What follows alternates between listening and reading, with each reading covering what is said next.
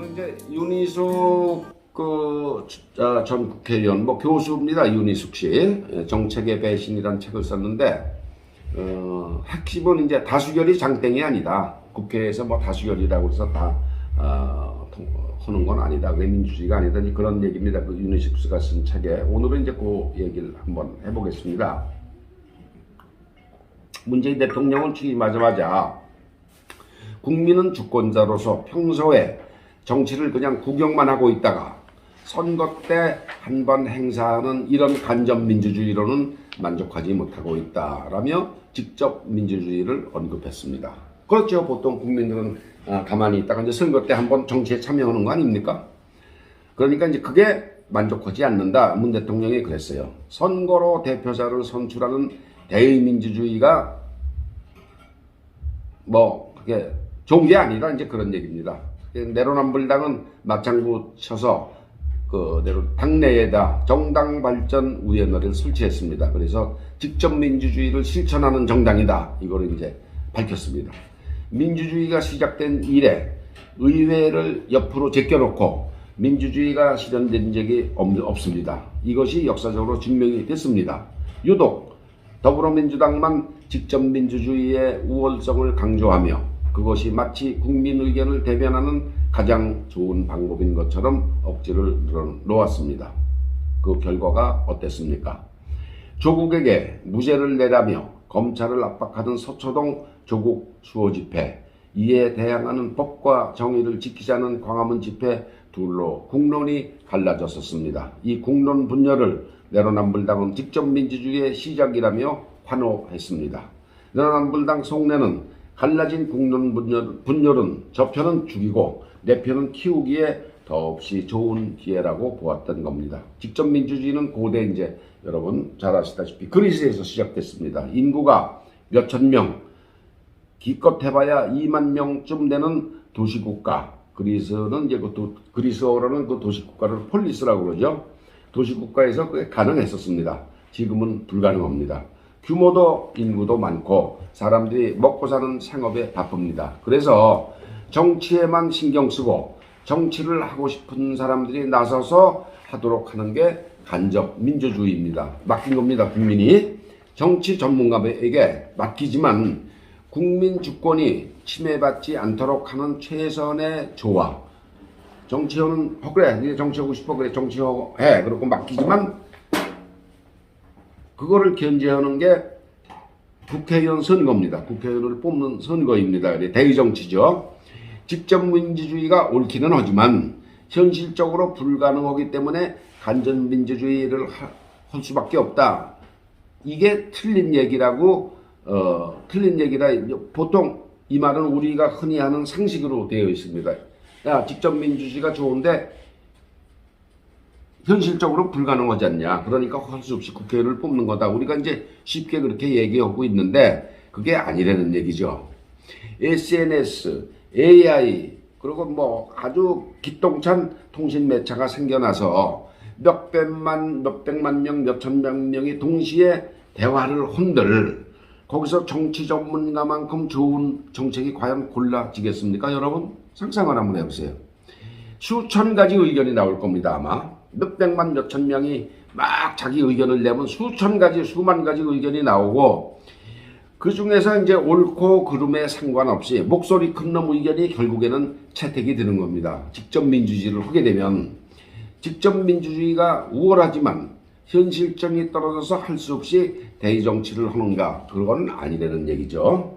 대의민주주의, 즉 국회의원을 뽑아서 의회를 만들어서 하는 민주주의를 설계했던 초기에 그 민주주의를 만들었던 사람들의 현명함, 또 깊은 애국심을 가진 소수의 대표가 국회의원이 아주 애국심을 갖고 국민 의견을 잘 살펴서 좋은 나라 살림을 해줄 거다 하는 게 민주주의를 설계했던 초기의 바람이었습니다. 모든 국민이 다 똘똘하지 않고 현인이 아니라는 거죠.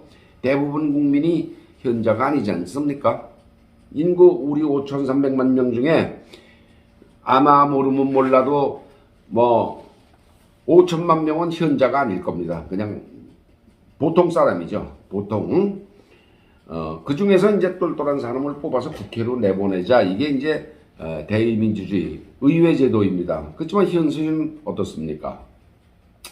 지금 이제 그 집권하고 있는 더불어민주당은 이런 원칙을 이해를 못하는 거예요. 무식하니까. 그리고 다수의 힘으로 다수의 힘 300석 중에 180석을 갖고 있다는 다수의 힘을 무기로 의회 정치의 본질을 파괴하고 있는 겁니다. 이게 국민과의 협치를 한다고 그렇긴 하지만 지네 편만 얘기를 듣고 그걸 결집해서 이게 여론이다 하고 300석 의회 국회에서 180석 의석을 갖고 그 사람들 의견을 관철시키는 겁니다. 300대 180으로 통과시키는 거죠. 의회를 패스하는 겁니다. 의회의 정신을. 그러니까 국회의원들은 그냥 손만 들어놓은 기계가 되는 겁니다. 더불어민주당 180석은 공수처법을 반대했을 때 2년 전에 1년 전에 작년 초에 정청래가 뭐라고 그랬는지 아십니까? 그래 반대하고 싶으면 해. 그런데 그렇게 반대해서 이 법을 못 만들게 싶으면은 니네 4년 후 다음 총선에서 다수당이 돼. 그럼 될 거 아니야. 왜 지금 우리가 다수결인데 우리가 왜 못하냐. 얘 초등학생도 아는 상식 아니야. 정청래가 그랬습니다. 억울하면 다수당이 되라. 우리 다수당 맘대로 한다 지금은. 그런데 민주주의가 태동한 지 200년 됐습니다. 200년 1776년에 미국이 이제 건국되지 않았습니까? 200년이 됐는데 그 국회가 잘못되면 의회가 잘못되면 어떤 결과가 올지 이런 얘기를 한 사람이 있습니다. 여러분 존 스튜어트 밀이라고 그래서 한번 찾아보십시오. 정치인은 자기보다 우월하고 높은 수준의 생각과 이상에서 자기 주장을 바꿀 수 있어야 한다. 같은 정치인은 저 사람 말하는 게 나보다 생각이 참 뛰어났네. 맞아. 저 사람 말이 맞아. 내가 틀렸구나 하고 바꿀 수 있어야 이 국회를 중심으로 한 의회 민주주의가 작동을 한다. 이제 그렇게 얘기를 했습니다. 그렇기 때문에 소수 의견, 반대 의견도 자기 목소리를 내고 다수당도 그걸 무시하지 말고 잘 들어서 그 사람들 의견을 반영을 하는 게 국회라는 겁니다. 국민 한 사람 한 사람 의견이 소중하지 않습니까?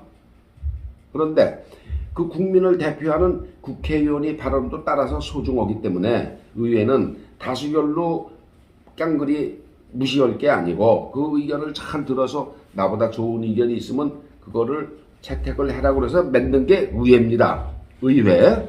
그래서 합법적으로 근데 지금은 합법적으로 선출된 권력 300석 중에서 180석을 가지고 있다고 그래서 모든 걸 다 틀리건 우리보다 더 좋은 의견이 있어도 묵살하고 우리 맘대로 법을 만든다.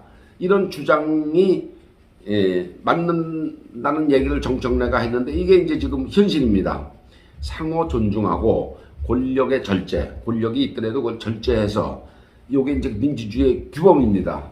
아무리 다수당이 있어도 그걸 맘대로 행사하지 않고 아주 자기보다 좋은 의견이 있으면은 그걸 잘 들어서 그 중에서 쓸만한 거를 하고 자기 의견보다 나은 게 있으면 자기 의견을 버리고 그걸 이렇게 해서 법도 만들고 그래야 되는데 그게 민주주의의 규범인데 그게 없어진 거죠. 다수결의 원칙만 의회를 지배하고 있는 게 지금 한국의 국회입니다. 다수결 폭력입니다. 이게.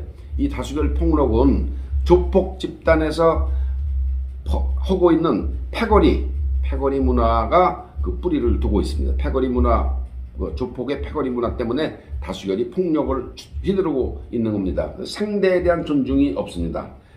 어떻습니까? 조폭 문화에서 상대는 무조건 없애야, 괴멸돼야 할 악의로 되어 있는 겁니다. 조폭들은. 그런데 이런 조폭 문화가 어떻게 민주주의를 상징하는 우리 정치, 의회 정치에 도입이 됐느냐, 이게 참 궁금하지 않습니까, 여러분? 어떻게 해서 이런 조폭들한테 조폭 사회에서 횡행하는 상대를 꼭 죽여야 될 그 상대로 여기는 그런 문화가 의회까지 침투를 했느냐? 이게 이제 우리 국민 상당수가 정치는 싸우는 거다. 정치는 패싸움이야. 이렇게 국민들이 인식을 하고 있기 때문에 그렇습니다. 갈등이야. 정치의 본질은 갈등이다. 그런 면에서 보면 이건 맞는 말이긴 하지만